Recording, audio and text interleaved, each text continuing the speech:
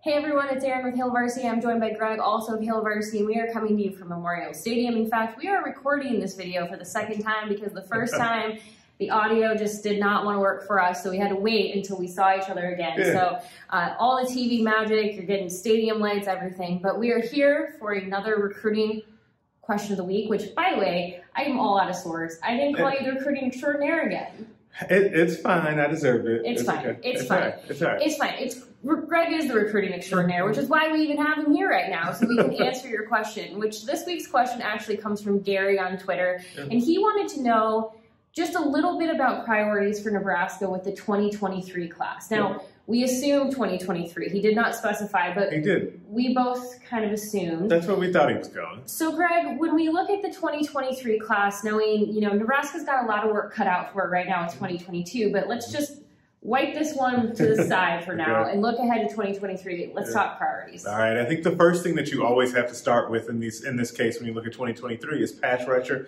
I think that every single year you could have pass rusher at the top of this list, but it will be a unique year for Nebraska in that sense, in that a handful of these guys that you really like at that position have actually already been to campus this year, right? So whether or not you're talking about Maverick Noonan, 2023 player out of Elkhorn South, Tatum Tuioti, 2023 familiar name, both familiar names, out of Lincoln Southeast, Ko Akana, who was also here. Another familiar name. Yeah, so like a lot of different Tausili Akana, a lot of guys that have already been here that Nebraska really likes that can provide that edge rusher off of the edge. And so that position is always a focus, as you see with Nebraska, and they play each week against a Big Ten opponent that seems to have one of those guys. Nebraska needs to be in search of their guy constantly as well. Now, I know one that I had asked you about previously was quarterback. I feel like that's always a priority for everyone, and probably more so now than ever. I feel like by the time you're watching this on Monday, you're going to be asking about quarterback recruiting. So quarterback does become a question for every class, no matter what. It definitely is. Nebraska seems to have really zeroed in on their signal caller of choice for the 2023 class, Reese Mooney out of Louisiana, who was actually here a couple of games ago for an unofficial visit. He also recently released his top 11, even though he's very close to the end, and said that he's actually making his official announcement on November 22nd. So I don't think we're looking at a real top 11 there, to be honest. I think he probably has a top 3 or 4. I do think Nebraska is in that safely, but it's going to depend on how things go. He says that relationships are going to be the key. I always tend to think when recruits say that, it's kind of wide open, and you never know where they're going to then lean, because that you don't know how the relationships are going behind the scenes.